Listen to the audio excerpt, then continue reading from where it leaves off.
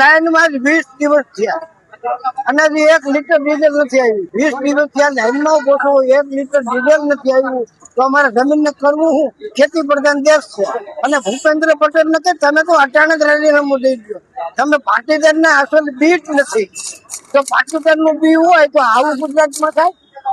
અને ઓમ કે હું ગુજરાત નો છું અને અમારે સમ્રાટ સિટી ને શું કરવા છે, બ્રિજ ને શું કરવા છે, અમારે કાંઈ નથી જોતું. અરે અચાનક દિયે તો હાસું 10 લીટર નહીં દે આગળ ખેત લઈને આવશું તો કે થઈ ગયું. અમારે જે હોકરામ જવું જ્યાં વારો આવે તો કે નથી તો નથી તો આ નાખે છે ક્યાં?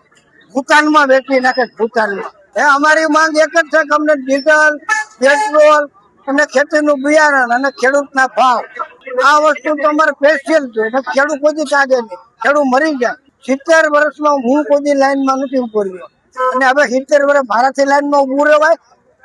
આખી રાત જગાય સાહેબ ને કયો 2 રાત જાગે. ભૂપેન્દ્ર સાહેબ ને કઈ 12:30 વાગે આવી અને બપોર ધોમ તડકાના જાગે આવે.